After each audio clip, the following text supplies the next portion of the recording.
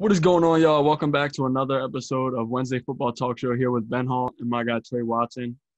Today it's going to be a little different. We're not going to talk about this week in football as much, but we're still going to touch on a few games. But we have a special guest, Will Likely, former Maryland defensive back, return man. He even played some offense in Maryland. But yeah, he's one of the most dynamic return mans in Maryland history, and we're excited to have him on. But how you doing today, Trey? Doing good, man. Like you said, I'm excited to have someone on the show. Definitely always good to get a fellow Terp in there. A lot to talk about, and just like you said, another great week of football. We just had some exciting stuff coming up. So for the first game we're going to talk about today, the Packers 49ers game. It wasn't a surprise with all the injuries the 49ers have been dealing with, but early on, it looked like it may be a little bit of a close game, but after that, the Packers really just dominated, and the Packers' passing game was going, and Aaron Jones got back out there. I was a little surprised to see him on the field as long as he was, just because he got hurt the week before, or he was hurt the weeks before, and they kept him in there for a little while. But it was a good win for the Packers, and it was good to see some of their guys healthy. Yeah, man, I thought, it's crazy when a game starts and basically like the 49ers whole receiving core had gotten wiped out because of COVID. We already know how many guys they have injured. It's just crazy to think about a team that was just in the Super Bowl last year to be in that type of position.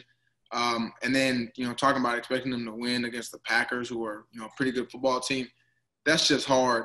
They competed more than I thought they'd be able to, given all those circumstances. But, man, at the end of the day, the Packers, had to win that one, and they did handily. So, not a surprise on that end.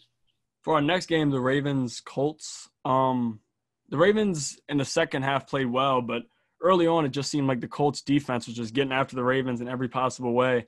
And even in the second half, the Ravens come out and they're having a great drive and it's looking good.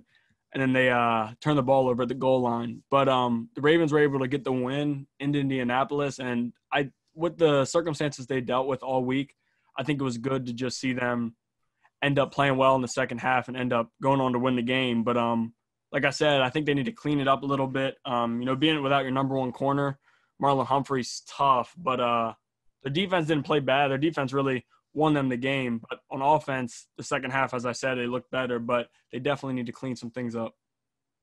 Yeah, man, I think coming off of an MVP year, Lamar just hasn't been able to get it going the same way. He's had flashes. He had flashes in the game against the Colts, but it just doesn't look or feel the same for them offensively. And that centers around him because he's that good and can do so many things. So, maybe eventually they'll get it together. I don't know, maybe if it's teams are game planning for them a lot better or what. But that'll be the key to them being successful the rest of the season and into the playoffs, man, is them being, getting back to that elite level on offense where, every time they go out there, you're expecting them to score. For our next game, the Bills-Seahawks, this one definitely caught me by surprise just by the way the Bills have been playing. Plus, Jamal Adams was back. But, I did not expect the Bills to just come out and completely destroy the Seahawks the way they did. Josh Allen had 415 passing yards and 4 combined touchdowns. He started to look like the earlier season form of Josh Allen that we'd seen in the week 1 through 4, I think. But, Russell Wilson struggled a bit. He started coming on towards the end, but it was just too late. And, like I said, Josh Allen just really stood out in that game. I was not expecting it. But I think we mentioned last week if there was a team that Josh Allen could step up against like he was earlier in the year, it would be the Seahawks. And he really came out and performed well. Yeah, man, I think, just because Russell Wilson's been playing so good, people have kind of relaxed on the fact that the Seahawks defense was terrible. And it is terrible. And Josh Allen kind of brought that back to the surface. Even with Jamal Adams, that did nothing to help them. And then, the fact that finally Russell Wilson looked human. He made some mistakes, bad throws. They kind of got to him with the pressure a couple times. It definitely wasn't going to help the fact that their defense is basically giving up touchdowns every time. But Josh Allen took advantage. The Bills did what they needed to do, got a big win. And the Seahawks have to bounce back, and they have to figure out something defensively. You got to at least be able to hold them under like 500 yards of offense. You can't be giving that up every week. For our next game, the Cardinals versus Dolphins game, this was another one that was a bit of a surprise to me. Tua played well, but once again, the Miami defense has just been so good this year, and they continue to play well. It was a back-and-forth game. The Cardinals really could never get DeAndre Hopkins in the game. I know for fantasy owners, it was a tough week for him. But like I said, it was just a bit of a surprise. The Dolphins are really playing good football, and I definitely think they're going to be in the playoffs, especially, when they announced Tua would be the starter. It was a little bit surprising just because Fitzpatrick had been playing pretty good football. But as we know, Fitzpatrick has a monstrous week one week, and the next week he'll only throw for 90 yards. But like I said, I think Tua's really turned this offense up this week. Last week he only threw for 90 yards, and they didn't do too much because the defense played so well. But this week I think he threw for 200 and some yards.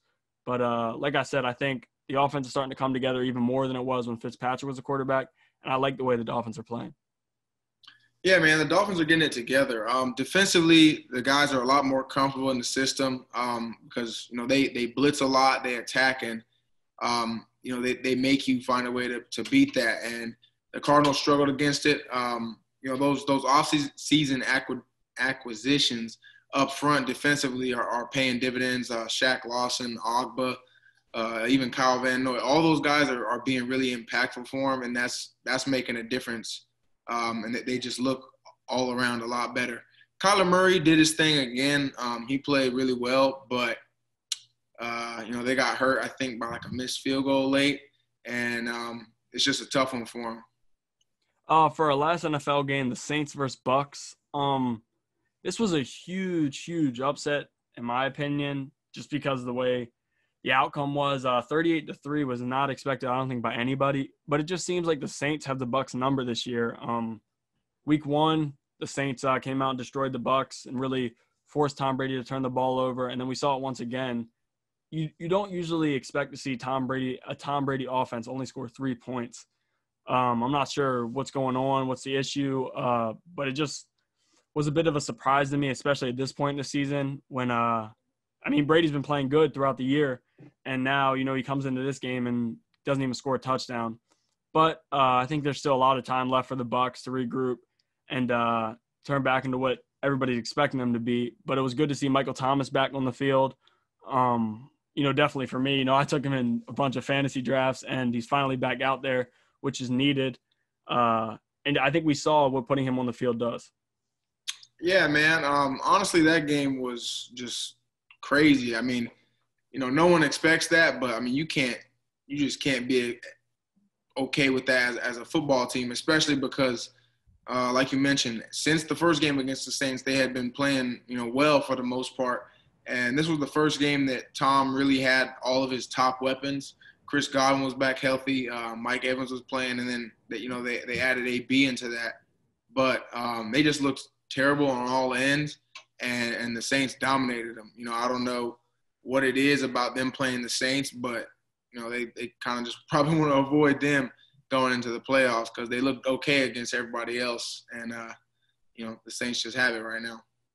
So for our picks, you're still winning by 2. We both took the Packers and both took the Ravens, which were our 2 wins.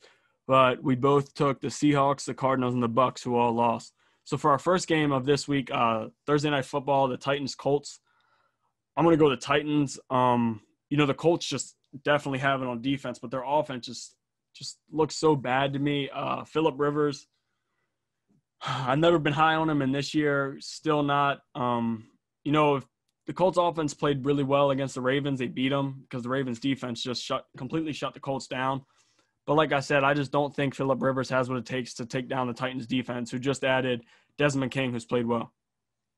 Yeah, man, I think, the Titans are in a good spot right now. They played well last week, and I'll take them to win again.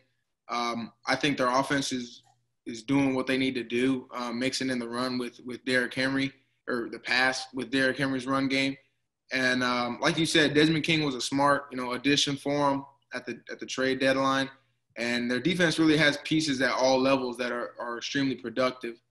So they look like they're in a good place, heading into the second half of the season. But I'll take them in that one. For the next game, the Bills-Cardinals, I'm going to take the Cardinals. the Bills had a great week this week, and their offense really looked good. But coming off of a loss, I'm going to expect a lot out of the Cardinals, and I don't think the Bills' defense will be able to stop Kyler Murray. And I also think DeAndre Hopkins is going to have a huge week, which is needed for them to win this game. But it's all going to come down to how Josh Allen plays. If he plays like he did last week, without a doubt the Bills will win, but I just don't see that happening. Yeah, I'm going to go the other way, man. I'm gonna go to the Bills just because I think their defense is finally getting some things together. They made a lot of plays against Russ, forced a lot of the errors there. And then, the offense was doing what they needed to do. Josh Allen's, once again looking like he's in command of that offense. And the Cardinals defense just doesn't do it for me. They're kind of low at corner. Obviously they have Budda Baker and those guys at safety, but I just feel like they'll be able to take advantage of that with Stephon Diggs and those guys. For our next game, the Saints 49ers, I think this is a no-brainer. I'm going to go with the Saints. As I said, I think adding Michael Thomas back to that offense is just going to push them even farther than they already were. And, Kamara and those guys, I just don't think the 49ers, because they're banged up, will be able to stop it. Yeah, man, I think it'll just be too much right now, with that team, even if they are able to get the COVID guys back at least. I feel like the Saints are picking it up from a slow start to the season, and they look like they're in a good place, moving forward. For our next game, the Seahawks-Rams, I'm going to go with the Seahawks. This is going to be a much-needed win for the Seahawks, especially just because coming off that loss last week to the Bills. And it's not an easy game for them. The Rams have played well this year, but I just don't think Russ will lose 2 in a row, especially with the way he's been playing this year. I definitely see him bouncing back and getting this win. Yeah, I think the offense bounces back, and even if the defense isn't able to pick it up against the Rams, I just don't see it being as much of an issue. It's an important game for both teams, though, just because the Seahawks already lost to the Cardinals once. So if they take those 2 losses, they'll be, good record overall-wise, but poor in the division. And that's not what they want to do moving into this part of the season with so many important games left. But I want to take the Seahawks. I think they'll figure enough out to get it done. For our last game, the Bears-Vikings, I'm going to go with the Vikings. I mentioned how I've not been a huge fan of the Bears this year, and I still am not. They competed with the Titans, which was good for them, but they couldn't pull it out. And Nick Foles has missed a ton of throws. A guy like Allen Robinson, if he has a good quarterback, I think we get a lot changing, but we just didn't see that this week. I'm going to go with the Vikings, too. I feel like they've figured out what they need to do, which is give Dalvin Cook the ball as much as possible. And they'll do that against the Bears. The Bears, defense is solid, specifically their run defense, but I'm just not impressed. Just like you said, there's nothing about them that stands out as a real threat, and I feel like the Vikings will be able to do enough. The defense has been picking it up and doing enough to keep them in games, and they'll do enough again on Sunday. All right, Will's in now. Y'all hear me? Yeah. What's good? How y'all doing, bro? How you doing, bro? Thanks a lot for coming on. No, it's all good. Thank you for having me. All right, what's good? What's good with you, man? Ain't not much, chilling, dog. No doubt. So for our first question, I'm gonna ask how you've been doing. I know you're now a voluntary assistant at Maryland. Yep. So what's that like? How's that going for you? It's going good, man. Kids got a lot of questions, so you trying to just, how to look at it coming in as far as just giving back, giving them the tools that I use that made me successful at Maryland. So just try to get them the same tools back because that's what, when I came in, you had guys that gave me the tools. So I just want to do the same thing to them, just try to help them get to the next level and for they could be the best self they can be. So as far as this weekend, were you at the game in Happy Valley? I was at the game. Yeah, I was at the game. So that was my first experience. It was exciting. Like, it was kind of weird, but it was exciting at the same time. So, we came out with a W, so, it's a good thing. Now, the last time Maryland had beat Penn State, you were on the team. So what was it like seeing those guys, battle through the adversity and nobody really expected them to get this win? What was it like seeing them get the win? It was good because it was kind of similar to when, like you said, when I was playing. Nobody expected us to come in the Big Ten and do anything for real. And we kind of surprised everybody. And ever since then, we knew that we can do it. So And those guys are young too, so they didn't really know the tradition about it too well. But you know, they came in with no fear and they were just ready to play, and it showed. So now I'm gonna start. You know, coming from Belgrade, Florida, what kind of made you want to choose Maryland out of all schools that recruited you? Because I saw Florida State, Florida, LSU, Miami, and Louisville also recruited you pretty hard. Honestly, bro, I wanted to go to LSU. I wanted to go to LSU, and then at the end, like the DB coach, Coach Raymond, he was rocking with me. He wanted me bad, but unfortunately, the head coach of top, Les Miles, he pulled the scholarship. Basically, thought I was too short. So it was one of those things. I just had other relationships. So I had Stanford, Florida State, things like that. But I just had a great relationship with the guy who's recruiting me at the time, which was our defensive coordinator, Coach Brian Stewart. And he had recently came from the Cowboys. And I'm like, man, I'm about to go here. I'm about to learn this NFL defense and, you know what I'm saying, get a head step and do that. And it paid off for me. So while you were recruited by Maryland, was Coach Loxley recruiting you at all? Because I thought he was there while you came. He was there. He was the coach, but he wasn't in the recruiting area. So it was Coach Stewart and it was Coach Powell. Mm-hmm. But me and Loxley soon I got here, we built a great relationship also. So. All right. So as a freshman, you know, you got on the field and you were putting up big numbers as just a freshman in the ACC. So what was it like for you to kind of your first year at Maryland, get on the field and do the things you did? It was fun. And I was itching because at first I didn't start the first 3 games. I got reps, and we had a cornerback go down, and Dexter McDougal, he went down, and I got my first start against a rivalry with West Virginia, and that was a big game for me. But as far as like just coming in, it wasn't really no pressure because, you know, just coming from Belgrade. So, you know, playing with all these guys at the time, you know, it was a lot of guys that my school is heavily people in the NFL playing like that. And then on that team alone, guys that you've seen playing in the NFL, you know, all we do is compete. So it wasn't really no pressure. It wasn't really anything. It was just, wow, I'm playing at another level and I'm going to treat it just the same. Kept the same mentality, you know, to stay hungry. And whoever in my way, you know what I'm saying, I'm sorry, but you got to get it. So in terms of, you know, playing, you played 1 year in the ACC and 3 in the Big Ten. What did you enjoy more?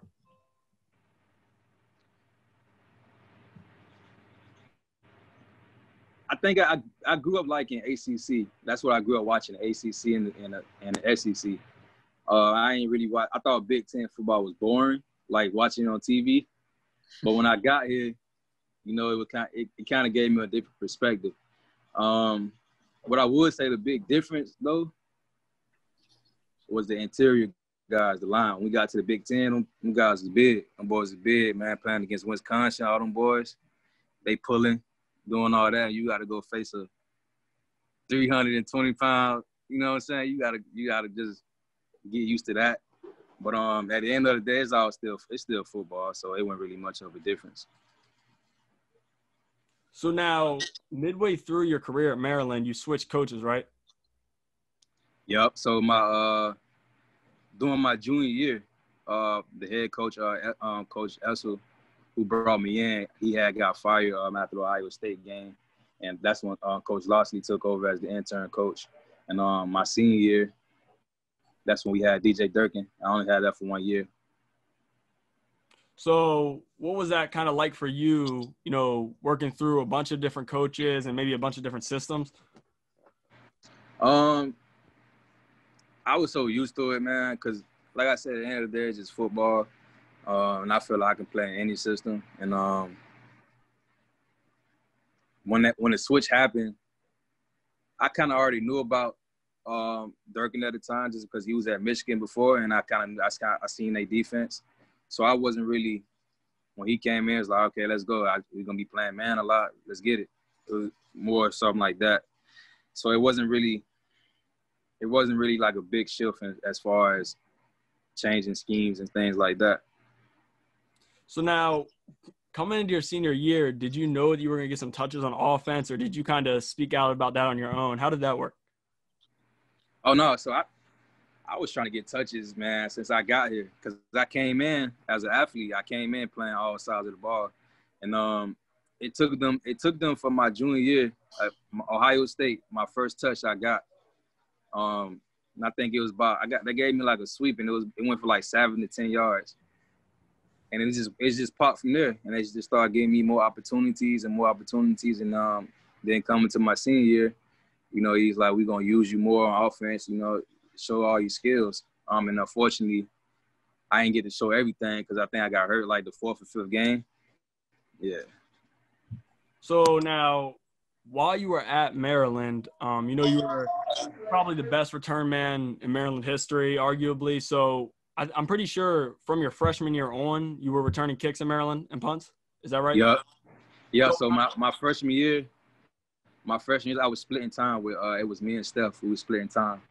And towards the end of freshman, towards like the 4th or 5th game, like Florida State game, then I was starting return. I was the return man.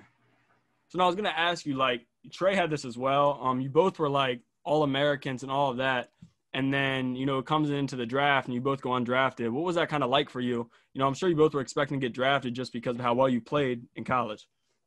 It was weird, man, because coming in, they have you looking at all these things, and I'm in a top 10 cornerback.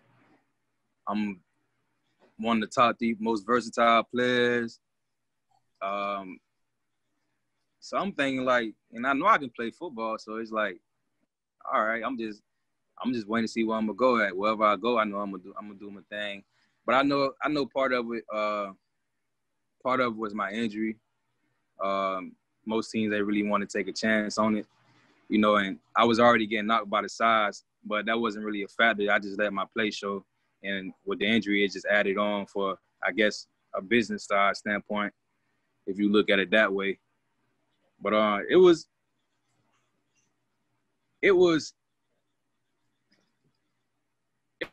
hurting, bro. Like, honestly, it was hurting because now you put in a lot of work, and you know that you can play, you can ball out there with the best of them, and you earned that right to do that. It was just kind of like a weird situation. So now, following your college career, you signed with the Patriots. What was your camp like there? It was cool, man. I was coming back. I was still coming back at the time. I was only like 6 or 7 months out post-surgery, still grinding. Coach Bill, he gave me an opportunity. He gave me a shot. And I did the opportunities that I did get. I tried to take advantage of those stuff. But unfortunately, it didn't work out there. So, we just tried to move on and get healthy first. I had to get back healthy. I had to get back to 100% me, and it took a full year for me to get back to like myself again. So now, following that, you went to the CFL where you were with 2 teams, and I think all Maryland football fans saw the video of you returning the kick with the Tigers. But what was that like for you to kind of get back on the field and game action and return that kick for a touchdown? Man, it was good, man, because it was really good because I got to the first team I was at, Toronto. I got there like mid-season, so the season was almost over. So I only really got 4 games in, and they changed coaching staff and basically swapped out everybody, all the players and stuff. And that's how I ended up being with Hamilton. And they had me on their practice roster for like the first 2 weeks when I got there, just to learn the playbook and all that. And my first game coming back, they put me out there like, all right, I'm ready. And that when I scored that touchdown, that was the first game back. And I was excited, man, because I knew I was back, and I knew I had put a lot of work in as well with that. So I was just ready to go and wait for my opportunity. So now, before I let you ask you a few questions, my last 2 questions. So in terms of at practice on Maryland, there was a ton of good wide receivers you lined up against. Who do you think was the best receiver or receiver with most talent you lined up in front of? That's tough, yo. The best, because they always good. I ain't even gonna lie to you. That was some of the best work that I got, including games, like going against our receivers. A couple guys I could name. Obviously, you had Steph. We used to go at it every day. You had Deion Long. We went at it. Laverne Jacobs. My sophomore year, I give the credit to Vern because my sophomore year, he had some issues that I had to fix out, and he was on practice squad at the moment for us, and I had to go against him every day. And mind you, he's a starting receiver, so you kind of know how it is when you're going against the scouts doing college or whatever. You know, you have some guys that's good, and you don't really have that. But if you're going against a top receiver, a starter every single day, you ain't got no choice but to work. Like, kind of be ready to work because you know he's going to put his best foot forward. So it's like one of them competing days. And all those guys competed, and that's what they brought the best out of all of us. So now my last question, you know, you wore a ton of different uniforms while you were at Maryland. And in my opinion, my favorite uniform was the one you guys wore against West Virginia. I think your sophomore or junior year. I can't remember which year it was, but the red, white, and blue ones. So what was your favorite uniform to wear at Maryland? That one is top two, and that because that was on my birthday. But I think my favorite one was the throwback unis against Penn State when we played in the Ravens Stadium. Yeah, that classic clean look. That was my favorite one right there. All right, so now I'm gonna let Trey ask a few questions. Yeah, man. Speaking of the uniforms, man, I'm sick because I came there the 1 year. You know, we didn't have any alternates. We only had one helmet. I came there. I'm like, all right, we're about to wear red, white, black, yellow, whatever. And then I caught the worst end of the stick, but it's cool though. It's cool. You know, I just need them to send me one of those alternates in the mail one day. But my first question, man, because like, you know, this week was a great memory for those kids, you know, who are there now, you know, playing against Penn State and in that environment, in that situation. And that's a memory that they'll have forever. But like, what sticks out to you as your, you know, best memory from a game, like win or loss? I mean, normally it'd be a win, but win or loss, my best memory. I have to say my freshman year versus just off the bat, my freshman year versus Virginia Tech because that was one of the toughest games. It was an exciting game because they fans won, and just being in that crowd. Going away and getting a W like that. And, of course, that was my first punt return touchdown as a college player. So I'm going to always say that's my favorite one. No doubt, man, because like I said, mine is two. It's either Texas, obviously, because that game was crazy, or Ohio State, which we ended up losing, man. But, like, and a lot of those guys are still there. Like, that, the atmosphere of that game, just the feel, every play, it was just different. It was just a different intensity, man. And, you know, hopefully those boys will get another game like that. I say Michigan, too. We went to our first year in Big Ten. We went to Michigan in the Big House, and that's when we won. And I had a pick. I should have scored on that one. But that was the loudest stadium that I've been in. Because if you know Michigan, you know at the top level is actually like the road, and they got like a pit. Everything else is falling in the pit. Yep. So it's so loud, man. And for us to be able to go on the road, I like playing on the road and beating teams at home at their house. No doubt. Yeah, so that was. Y'all beat Penn State and Michigan at their house that year, right? Yeah. First year in the Big Ten.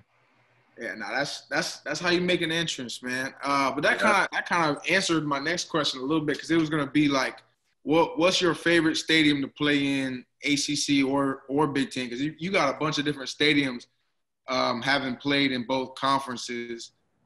So like, just which one was the atmosphere the most for you, or just felt the best? All right, so I got a few. So in the ACC, it was Florida State, because at that time we had just beat West Virginia to be 4-0. We had played them at the Ravens Stadium, and we was ranked like. This the year they won the championship, so we was ranked 25, and they was ranked top 10 or something like that. Mm-hmm. And then just going back home, I knew everybody that played there. Yeah. Because we either played each other in high school or anything like that. We just know of each other. Just going back there and all my family there and all that, just playing back in the state of Florida. And just being, because that was a school I grew up watching. Like I grew up a Florida State fan. So in the ACC, I would say definitely Florida State. Big Ten, Wisconsin. You know they got that jump around, and Mm-hmm. yeah, you know what I'm talking about. Yeah. Wisconsin was a good experience, and Ohio State wasn't. It's big, like just like Penn State and Ohio State is big, but it don't make as much noise as I thought it would be. I agree. Yeah. Yeah. Now, my personal favorite, honestly, and it's crazy because I played there 1, 2, 3 times between 2 schools, was Iowa, man. I don't know if you ever got to play at Iowa, but like it's only like 65, maybe 1,000, but like the visitor side bench, the people are literally like sitting on your shoulder. It's packed. Like you drive in, literally you're driving in for 5 miles, and probably all you see is just black and yellow everywhere. None but black and yellow, man. Those people are crazy. And then they do the thing with the wave to the hospital. So, you know, that's a special experience. Yeah. But I agree 100% though about O State. I like Penn State or Michigan over Ohio State. Yeah, I forgot to mention Iowa because we played there 2015, my junior year, we played there. And that was another game too because the guy who had I broke a return record for like 100 yards, right? And the guy who had that record, he played at Iowa. Yeah. Yeah, and I remember they had a little wave because they benched our bench right here in the stands, like right here, like you can hear everything they saying, and it was so loud. And then when I scored, like it was just like only people you heard was our sideline, like it was that quiet, but it was packed though. So I remember that one too. Nah, that's a special one for sure, man. And then my last question, I'm trying to figure out the best way to word it, but like, all right, so you had your experiences, you know, in professional football and obviously at Maryland. What's something that you take like from all of those experiences now and go into, you know, you're talking about doing coaching now. What do you take from that and apply just to your life in general? Just some from that. The simplest way I could say it, bro, is just what I gain, what I experience is control what you can control and just wake up every day, you know what I'm saying? You got opportunity and just go chase it and be the best that you can be for that. Do the best you can and just let everything else play out. No doubt, man. So now I came up with a couple of questions before we go. My first one is, so now you're being the voluntary coach in Maryland. Are you still trying to play football when you're done, or are you going to try to get into coaching? Oh, no, it's definitely. I'm not done playing football. It's just something to do in my spare time. You know, I kind of got bored. I've been training nonstop, man. I just been going nonstop. So I'm trying to like just be active. I had a conversation. Last guy hit me up. He was like, "You want to help? I mean, you want to let me know when you want to start coaching?" I'm like, you know, I don't mind coming back and helping. You know, so and it's another way. It's a way for me to still be able to make sure I'm keeping my mind sharp, keeping my tools sharp on football and stuff like that. So when I do get that call, you know, I'm ready to go. It ain't no surprises. I'm mentally ready. I'm physically ready, emotionally ready, you know, things like that. So just trying to find ways and edges to keep myself in it. So now, with the good wide receivers at Maryland, now have you lined up in front of any of them since you've been back? Man, it's funny, man, because we they was calling me out today. I had to put on the cleats today. I went against one of them after practice. And, of course, I won. So, you know how that go. But we still teaching them. We teaching them at the same time. So now, of the defensive backs that you've seen while you've been coaching there, which one of those guys really stands out to you the most? They young, man. But I give you 3. I give you Stills, which he's like number 12. He's a true freshman. I ain't scared of nothing. You know, really, all these guys are willing. Like they ask a lot of questions and they willing to learn. That's a good thing about it. Bennett, number 2, JB, number 33. All those guys, they compete. They compete every day. They block out the noise and they just go to work every day. And just they try to pick something up. One thing about those guys, like you don't have to tell those guys twice. They're not gonna make the same mistake twice. So that's always a good thing. And they just take coaching. They want to be the best that they can be. They ain't trying to be nobody else. They just trying to be the best version of them every single day. And now, before you go, so me and Trey do a pick each week, and we pick from Maryland games, Illinois games. So I want you to pick the Maryland game with us this week.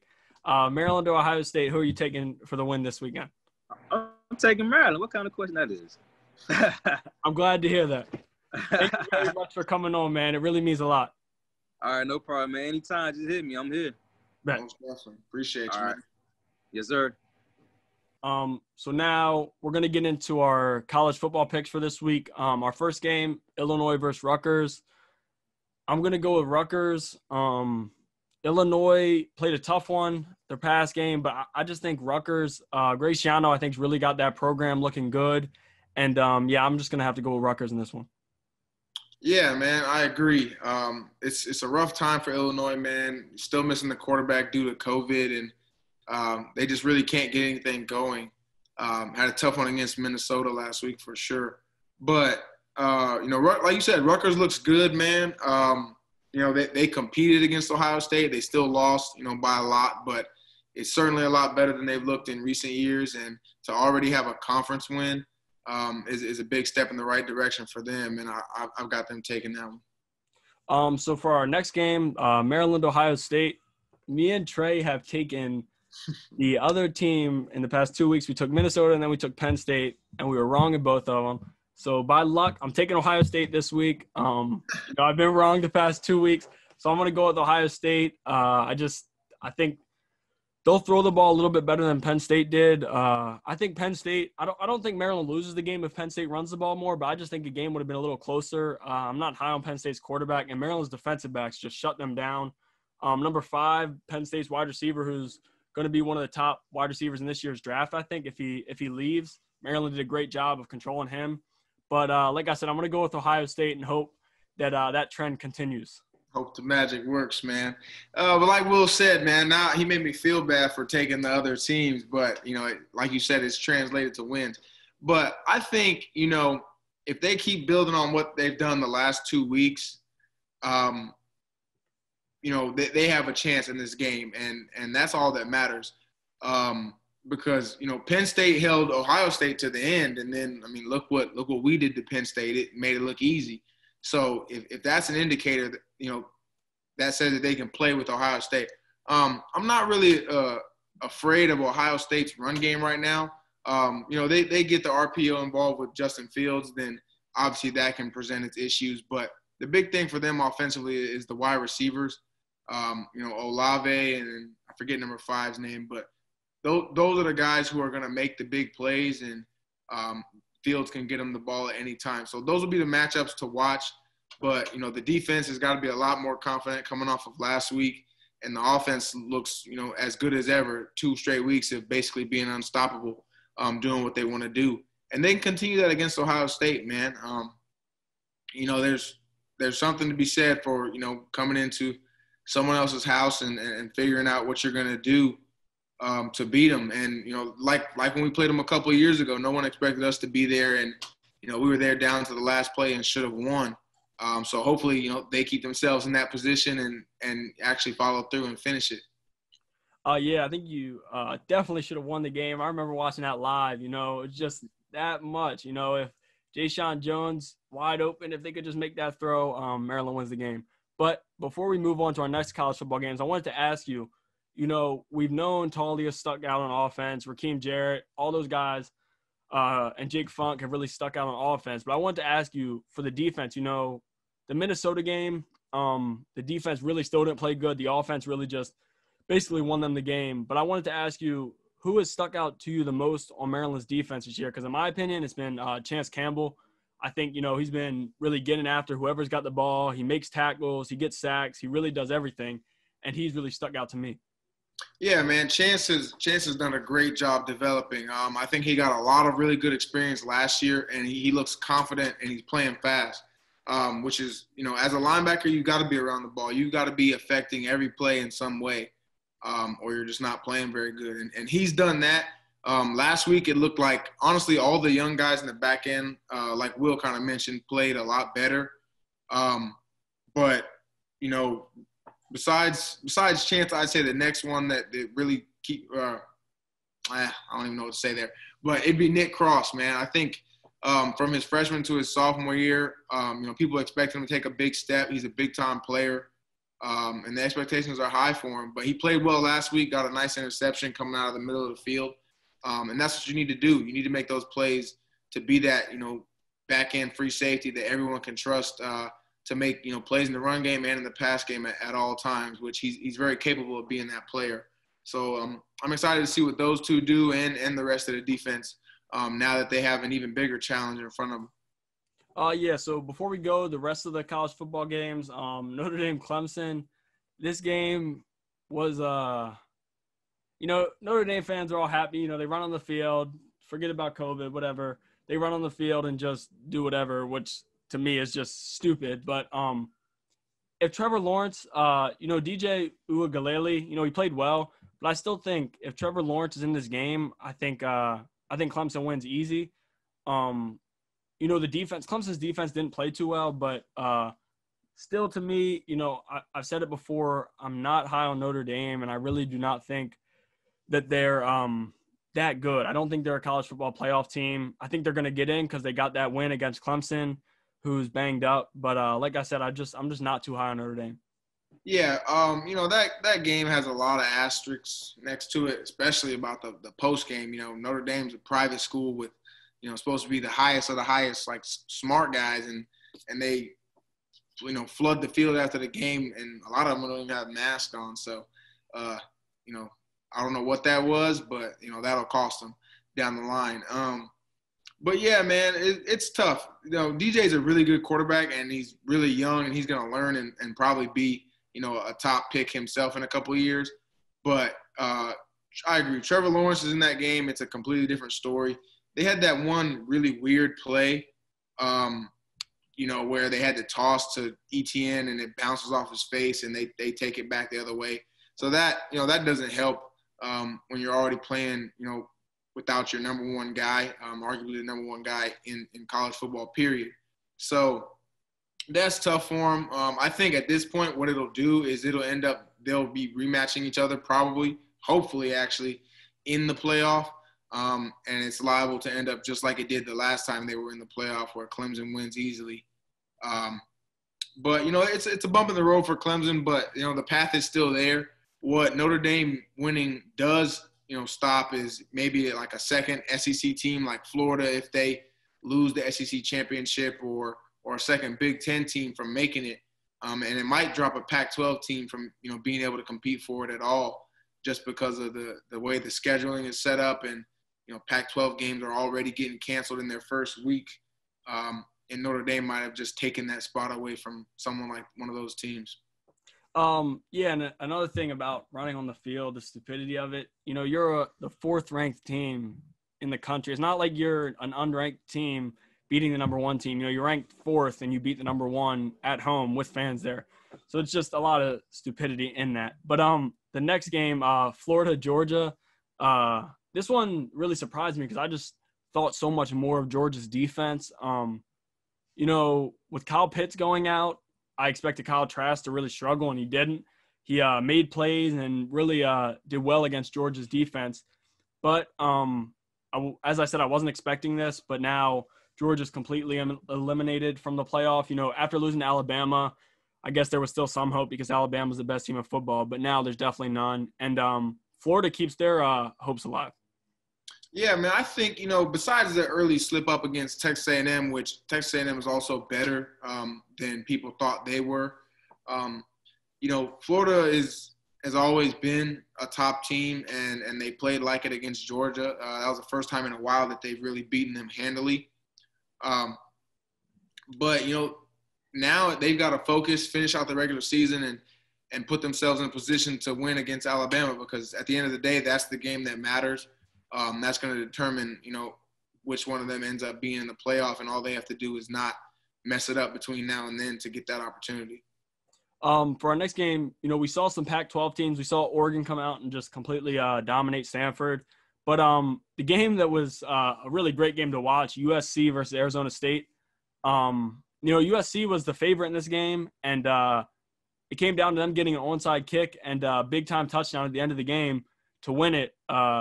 I couldn't believe if you watch that game, I could not believe that USC really came back and won the game. As I said, it came down to recovering an onside kick, and Arizona State couldn't do it.